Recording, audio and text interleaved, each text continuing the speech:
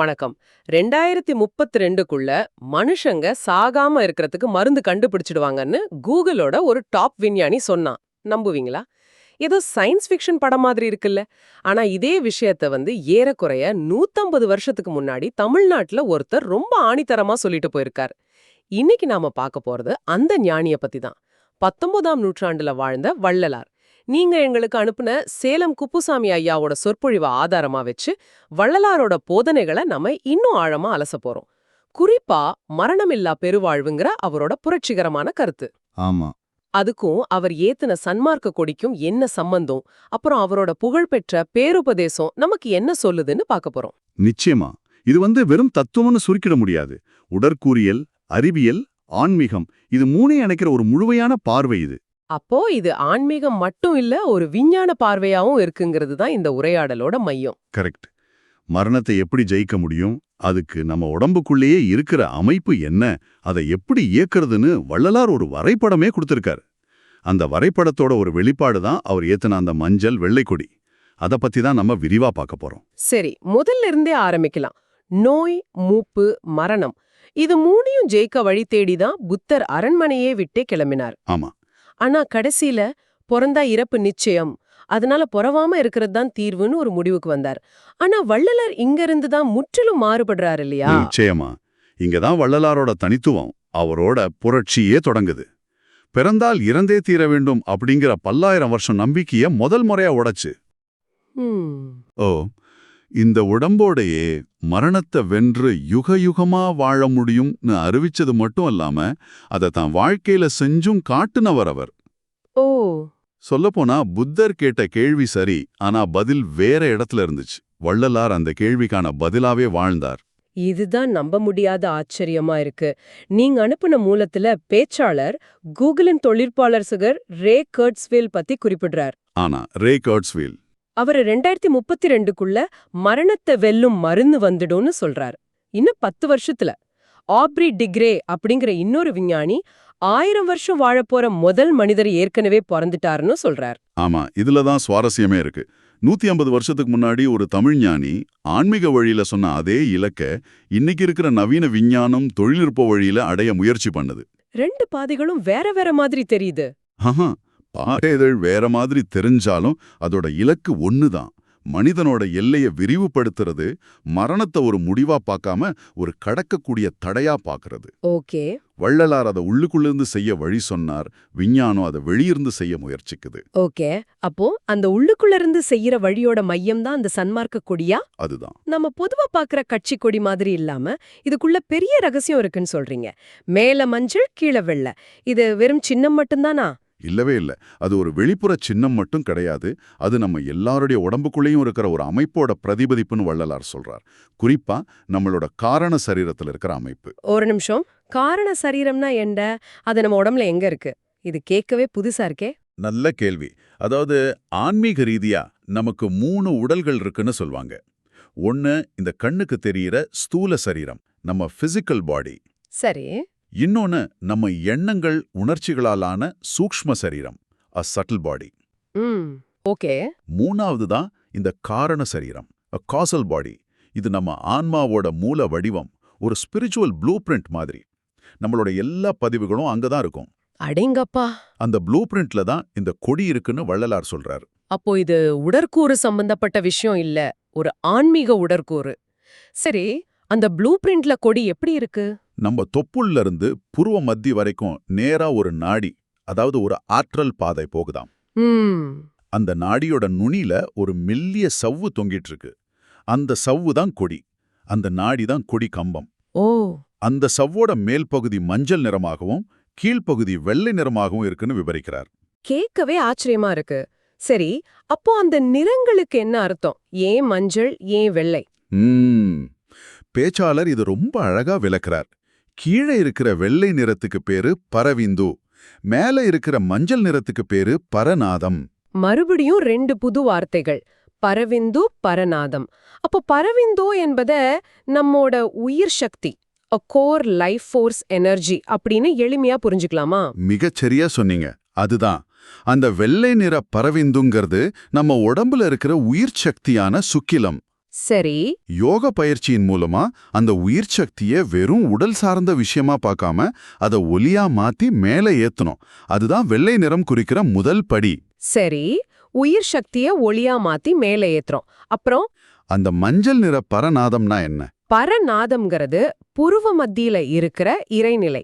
அந்த இறை சக்தியோட நிறம் மஞ்சள். ஓ, இப்போ என்ன நடக்குதுன்னா, கீழே இருந்து நாம ஏத்துன வெள்ளை நிற உயிர் சக்தியும், அதாவது பரவிந்தும், மேல புருவ மத்தியில் இருக்கிற மஞ்சள் நிற இறைநிலையும், அதாவது பரநாதமும் ஒன்னு சேருது. இந்த இணைப்பு தான் அசல் விஷயம். ஓ, இதுக்கு தான் அந்த கொடி ஒரு குறியீடா இருக்கு. இந்த இணைப்பு நடக்கும்போது என்ன ஆகும்? இதுக்கு பேச்சாளர் ஒரு அருமையான ஓமை சொல்றார். பாருங்க, வெள்ளையா இருக்கிற சுண்ணாம்புல மஞ்சளை கலந்தா என்ன நிறம் வரும்? சிவப்பு நிறம். ஆரத்திக்கு பயன்படுத்துவோமே அந்த நிறம். அதேதான். எப்படி ரெண்டு பொருள் சேர்ந்து மூணாவதா ஒரு தெய்வீகமான சிவப்பு நிறம் உருவாகுதோ, அது மாதிரி நம்ம உடம்புக்குள்ள இந்த வெள்ளை விந்துவும் மஞ்சள் நாதமும் சேரும்போது ஒரு புதிய தெய்வீக பிறப்பு நிகழுது.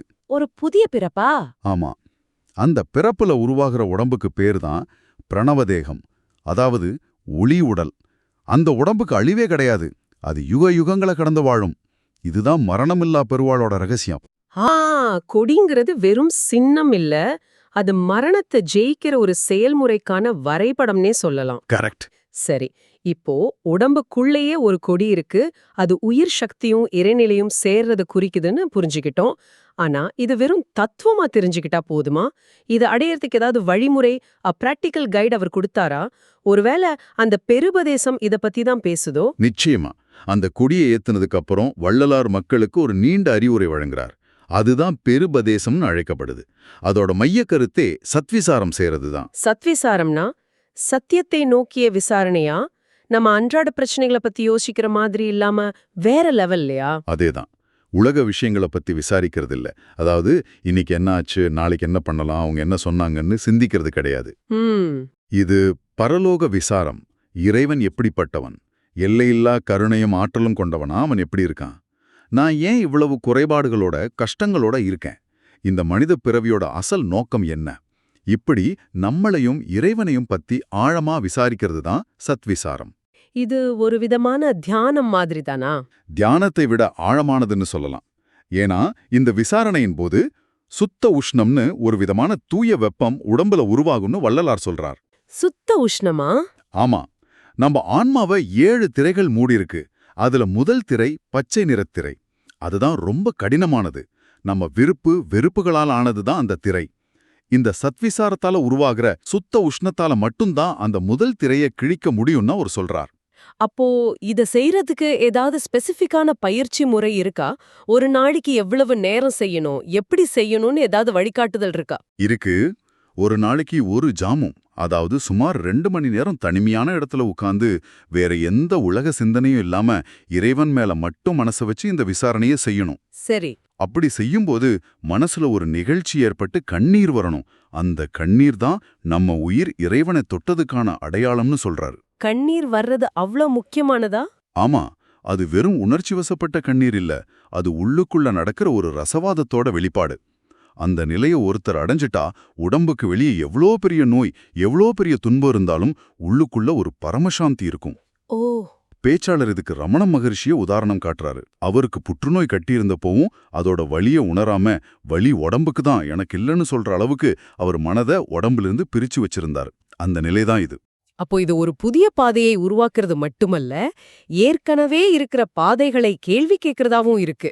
மூலத்துல வள்ளலார் பழைய மரபுகளை உடைச்சார்னு அழுத்தமா சொல்லப்பட்டிருக்கு. 100க்கு 100 உண்மை. எப்பொருள் யார் யார் வாய் கேட்பினும் அப்பொருள் மெய்ப்பொருள் காண்பது அறிவுங்கிற வள்ளுவர் குரல் தான் அவரோட அடிப்படை. வேதம், ஆகமம், புராணம், இதிகாசம்னு எல்லாத்தையும் கண்மூடித்தனமா நம்பாதீங்க. அதுல நிறைய ஜாலம், அதாவது மாயை கலந்திருக்குன்னு வெளிப்படையா சொன்னார். எல்லாத்தையும் கேள்வி கேளுங்க, உங்க சொந்த அனுபவத்துல உண்மையை உணருங்கன்னு வலியுறுத்தினார். என்னது? இலக்கணத்திலையா? நான் ஏதோ மத சம்பிரதாயங்களை மட்டும்தான் கேள்வி கேட்டார்னு நினைச்சேன். ஒரு மொழியோட இலக்கணத்துக்குள்ள எப்படி ஒரு குறைய கண்டுபிடிக்க முடியும்? இது ரொம்பவே ஆச்சரியமா இருக்கே. ஆமா, இது ஒரு மிக நுட்பமான பார்வை. தொல்காப்பிய மாதிரியான இலக்கண நூல்கள் மரணத்தை அடிப்படையா வச்சு எழுதப்பட்டவைன்னு அவர் சொல்றார். உதாரணத்துக்கு தமிழ் இலக்கண விதிப்படி மெய் எழுத்து சொல்லோட முதல்ல வராது. ஆமா, வராது. இங்க மெய்ங்கிற சொல்லுக்கு உடம்புன்னு ஒரு அர்த்தம் இருக்கு இல்லையா? ஆமா, மெயினா உடம்பு. அந்த இலக்கண விதி என்ன சொல்லுதுன்னா, உடம்புங்கிறது ஒரு நாள் அழியக்கூடியது, அது நிலையானது இல்ல, அதனால் அது முதன்மையானது இல்லன்னு குறிப்பால் உணர்த்துது. ஓ, அப்படியா? ஆனா வள்ளலாரோட நோக்கமே என்ன? இந்த ஊன் உடம்ப, அதாவது மெய்ய, அழியாத உயிர் உடம்பா, அன்பு உடம்பா மாத்துறது தான். அன்பால இந்த முழு உடம்பையும் மாத்தும்போது, உடம்பு வேற, உயிர் வேறன்னு இல்லாம ரெண்டும் ஒண்ணாயிடும். அப்படி இருக்கும்போது, மரணத்து மையமா வச்ச இலக்கண விதிகளை அவர் எப்படி ஏத்துப்பார்? ஒரு நிமிஷம். இது ஒரு அசாதாரணமான விஷயம். அதாவது ஒரு மொழியோட இலக்கணமே நாம சாக போறோன்ற அடிப்படையில தான் கட்டமைக்கப்பட்டிருக்கு. அதையே கேள்வி கேட்கிறார் வள்ளலார். இது வெறும் ஆன்மீக புரட்சி மட்டும் இல்ல. இது ஒரு அறிவுசார் புரட்சி. நம்ம சிந்தனையோட அடித்தளத்தையே அவர் மாத்த ட்ரை பண்ணியிருக்காரு. அது மட்டுமில்ல, அவர் ஏத்துன அந்த சன்மார்க்க கொடிய அவர் பராசக்தியோட வடிவமாவும் பார்க்கறார். பராசக்தியாவா? ஆமா. சன்மார்க்கம்னா அதுல ஆண் கடவுளுக்கு மட்டும்தான் இடம்னு சிலர் நினைக்கலாம். ஆனா அவரோட சிற்சக்தி துதிங்கிற பகுதியில தனக்கு ஞானத்தை கொடுத்தது, மரணத்தை உடைத்தது, எல்லா சித்திகளையும் வழங்கியது அந்த பராசக்தி தான் ரொம்ப அழகா பாடுறார். ஓ, மரணம் எனும் சாலக்கொடியை உடைத்து அருளமுதம் எனக்கழித்துன்னு அந்த சக்தியை போற்றுகிறார். இதன் மூலம் சன்மார்க்கம்ங்கிறது ஆணுக்கோ பெண்ணுக்கோ முக்கியத்துவம் கொடுக்காம சக்தி தத்துவத்துக்கும் உரிய இடத்தை கொடுக்குதுன்னு உறுதி செய்றார். ஆ, இன்னைக்கு நாம பார்த்ததிலிருந்து வள்ளலாருங்கிறவரு வெறும் ஆன்மீகவாதி, ஒரு சாமியார்னு சுருக்கிடவே முடியாது. முடியவே முடியாது. அவர் ஒரு புரட்சிகரமான சிந்தனையாளர், உடற்கூறைய புரிஞ்ச ஒரு விஞ்ஞானி, மொழியின் அடித்தளத்தையே கேள்வி கேட்ட ஒரு தத்துவஞானி. மரணத்தை வெல்ல முடியும்னு அவர் சொன்னதும், அதுக்காக நம்ம உடம்புக்குள்ளேயே ஒரு வரைபடத்தை காட்டுனதும், எல்லாத்தையும் கேள்விக்குள்ளாக்குங்கன்னு சொன்னதும் இன்னிக்கும் ரொம்பவே பொருத்தமா இருக்கு. ஆமா, அவரோட பாதங்கிறது நான் சொல்றத நம்புன்னு சொல்ற பாதை இல்ல.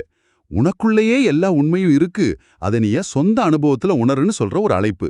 உடல், மனம், ஆன்மா இது மூணையும் ஒன்னா மாத்தி மனுஷனை ஒரு தெய்வீக நிலைக்கு உயர்த்துறது தான் அதோட நோக்கம். இந்த உரையாடலோட இறுதியில உங்களுக்காக ஒரு சின்ன சிந்தனை. வள்ளலார் என்ன சொன்னார்? விருப்பு வெறுப்பு பற்று இது எல்லாத்தையும் விட்டொழிச்சாதான் அந்த உயர்நிலைய அடைய முடியும்னார்.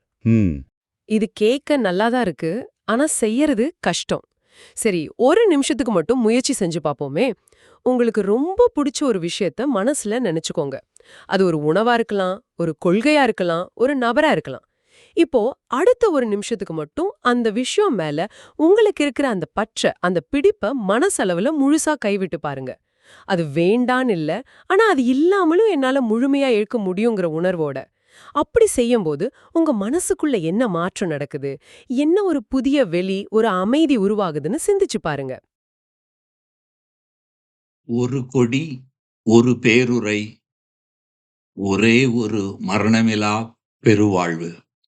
வள்ளல் பெருமானின் சன்மார்க்க கொடி மற்றும் பேருபதேசத்தின் ஆழமான ரகசியங்கள். சேலம் குப்புசாமி ஐயா அவர்களின் உரை வழி ஒரு பார்வை.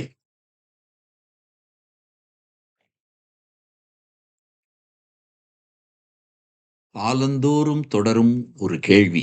மரணத்தை வெல்ல முடியுமா? புத்தர். கேள்வி. நோய், மூப்பு, மரணத்தில் இருந்து தப்பிப்பது எப்படி? முடிவு. பிறப்பதே துன்பத்திற்கு காரணம், பிறவாமல் இருப்பதே வழி. இயேசுநாதர் உபதேசம். கடவுளையும் உனக்கு அடுத்து இருப்பவரையும் நேசி. எல்லை. அவரின் பார்வை மனித நேயத்தோடு நின்றது. வள்ளல் பெருமான் அறிவிப்பு. உலகில் முதல் முறையாக மரணமின்றி மனிதன் வாழ முடியும் என்று அறிவித்து வாழ்ந்து காட்டியவர். விரிவு. அடுத்து இருப்பவர் என்பது மனிதர்கள் மட்டும் அல்ல, எல்லா உயிர்களும். யாதும் ஊரே யாவரும் கேளீர் என்பதை யாதும் ஊரே யாதும் யாதும் கேளீர் என விரிவுபடுத்தியது.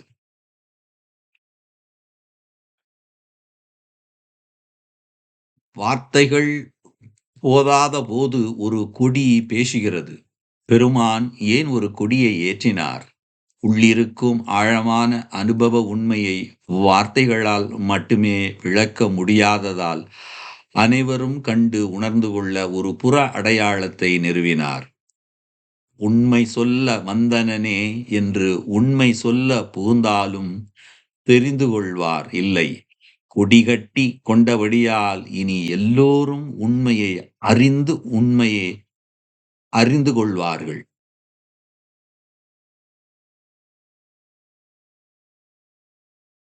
கொடியின் உண்மையான இருப்பிடம் நமது உடலே. புருவமத்தி, கொடிக்கம்பம், ஃபிளாக்போல். கொடி அந்த நாடியின் நுனியில் புருவ மத்தியின் உட்புறத்தில் தொங்கும் ஒரு சவ்வு. வர்ணங்கள் அதன் மேல்புறம் மஞ்சள், அடிப்புறம் வெள்ளை. இதுவே சன்மார்க்க கொடியின் யோக ரகசியம். கொடிக்கம்பம் நமது நாபி முதல் புருவ மத்தி வரை செல்லும் ஒரு நாடி. இதன் வழியே ஒரு நரம்பு ஏறியும் இறங்கியும் உள்ளது. நாபியிலிருந்து புருவ மத்தி.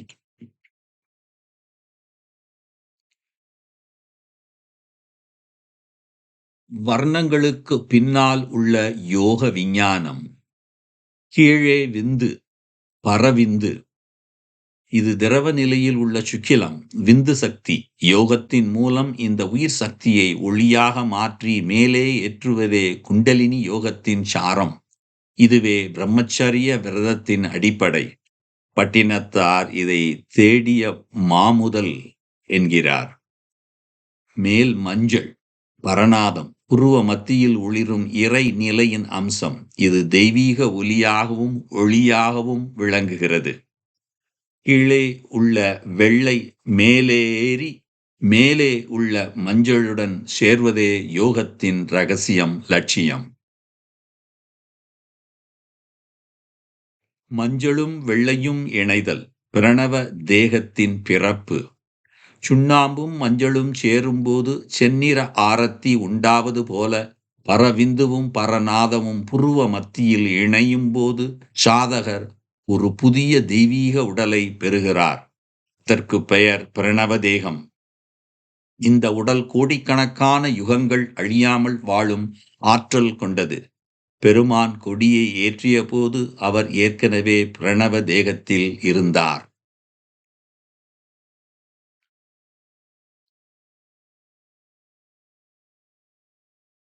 நூற்று 50 ஆண்டுகளுக்கு முன்பே ஒலித்த விஞ்ஞானத்தின் குரல்.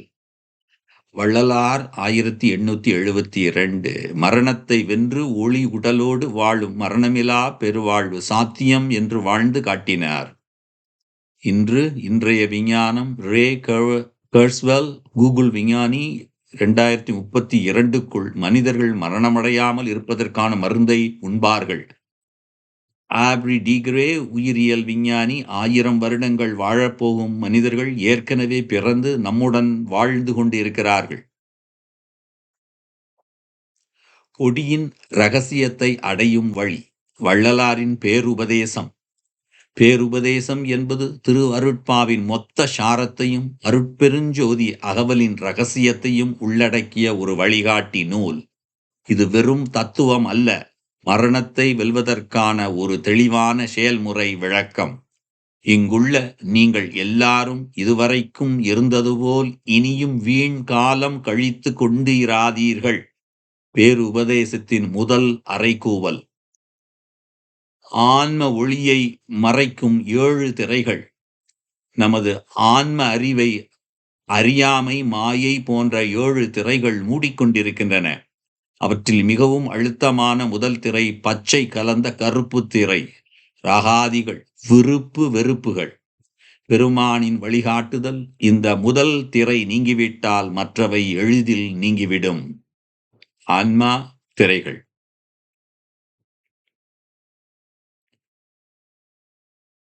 திரைகளை நீக்கும் ஒரே சாவி சத் விசாரம். விசார அதி உஷ்ணம். பக்தி, தியானம் போன்றவற்றினால் உண்டாகும் உஷ்ணத்தால் இந்த முதல் திரையை நீக்க முடியாது. சத் விசாரம், மெய்ப்பொருள் விசாரணை செய்வதால் மட்டுமே உருவாகும் விசார அதி உஷ்ணத்தால் மட்டுமே இது சாத்தியம். விசாரணை என்றால் என்ன? அண்ட விசாரம், பிரபஞ்சத்தின் ரகசியங்களை ஆராய்வது. பிண்ட விசாரம், நமது உடலின் இயக்கத்தையும் அதன் காரணங்களையும் ஆராய்வது. சத் சங்கம், கூடி விசாரிப்பதே இதன் சிறந்த வழி. பேருபதேசம் காட்டும் தினசரி சாதனை.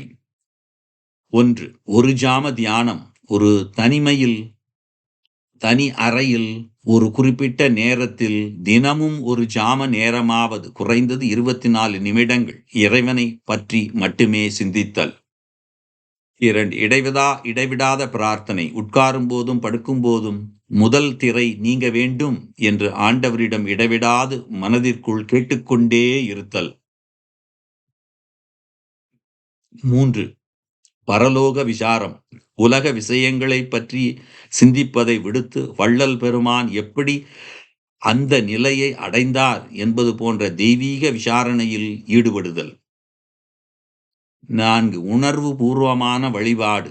இறைவனை நினைக்கும் போது கண்ணீர் வருவதும், எல்லா சூழ்நிலைகளிலும் மனதில் ஒரு பரம சாந்தி நிலவுவதும் நீங்கள் சரியான பாதையில் செல்வதற்கான அடையாளம்.